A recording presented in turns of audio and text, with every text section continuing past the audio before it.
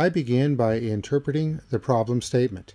A steel pipe and chamber are filled with a liquid. The specific gravity of the liquid is 1.2. Dimensions are given in terms of L, and L is equal to 2.5 feet.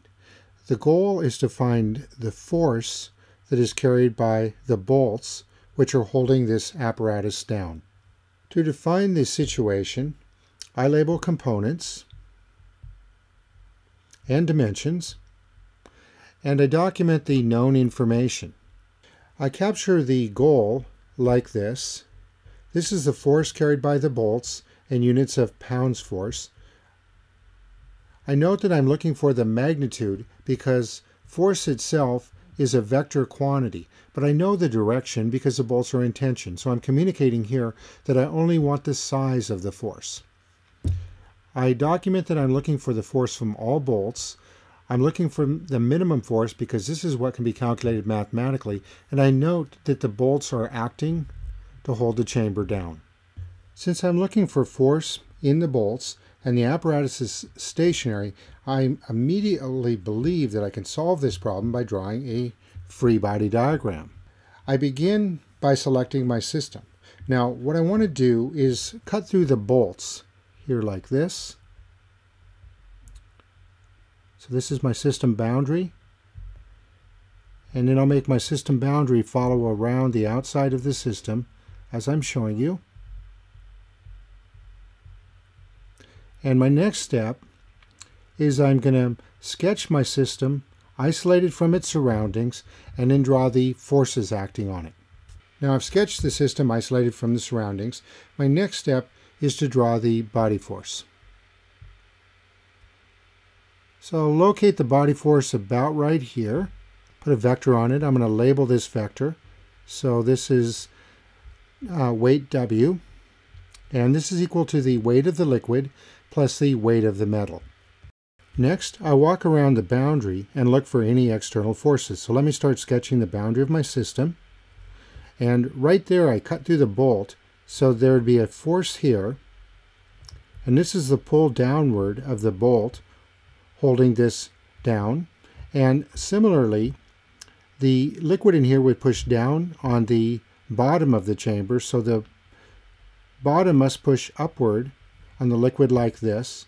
So this is pressure times area, where this area represents this section area right here, and this is the pressure at the bottom of the tank. I'll denote that P sub B.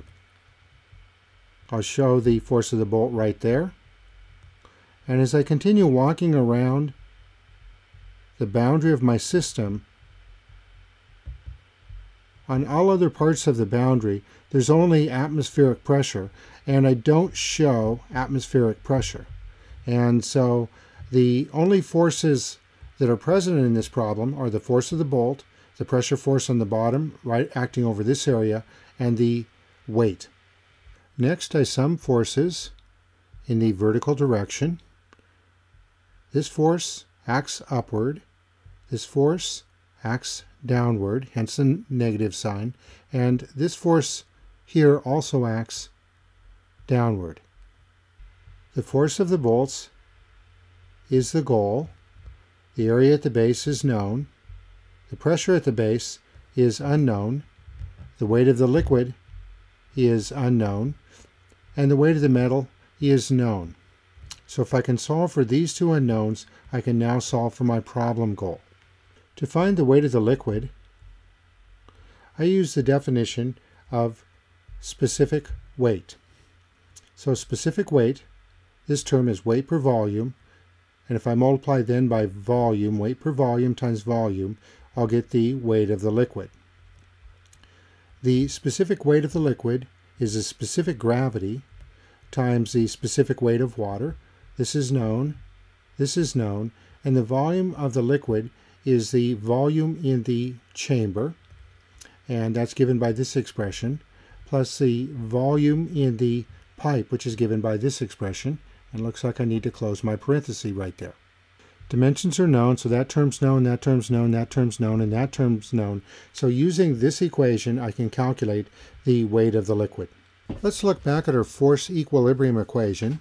There's our goal, and we now found an expression for this term, and next we need to find an equation for this term, and this is the pressure right here at the bottom of the apparatus. And to find this, since I have a stationary fluid, I'm going to apply the hydrostatic equation between this point and a point right here on the top of the surface. Let's go ahead and do that.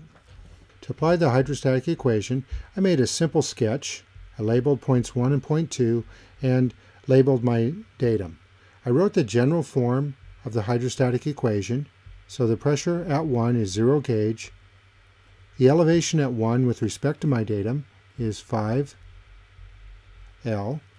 The pressure at 2 is PB, and the elevation at 2 is my datum, so that is 0.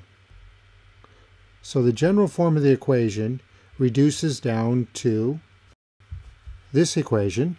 So the pressure at the base is my goal, specific weight of the liquid is known, and L is also known.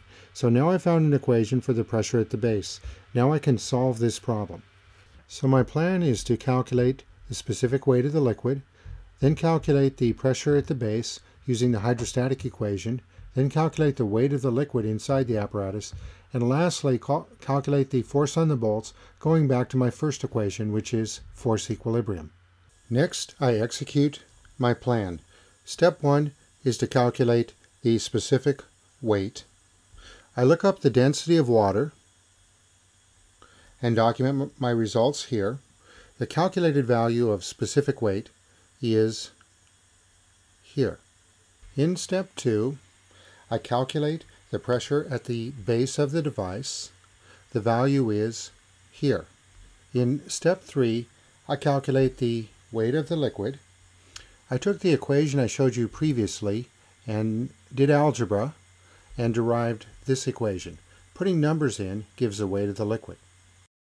At last, I can calculate the load carried by the bolt. Here's my equation derived from the free body diagram. Here's the result. And notice that I rounded the answer to 3 significant digits. In review, the key to solving this problem is to draw a correct free body diagram. So why are bolts needed anyway? Usually if something is sitting on the ground, we don't need to bolt it down unless there's a wind load or something. I'll answer this question next. If we built a hemispherical tank and filled this with a pressurized gas, then the gas pressure pushing on the tank, here, you get the picture, would lift the tank up and gas would escape out the sides. Thus we need to add bolts here to hold the tank down. For our problem, the liquid produces a hydrostatic pressure distribution here and here. This creates an upward force which would tend to cause the liquid to leak out the sides. So bolts need to be added on the flanges to hold this apparatus down. This completes the example problem. I hope you have found this useful. Thank you very much for listening.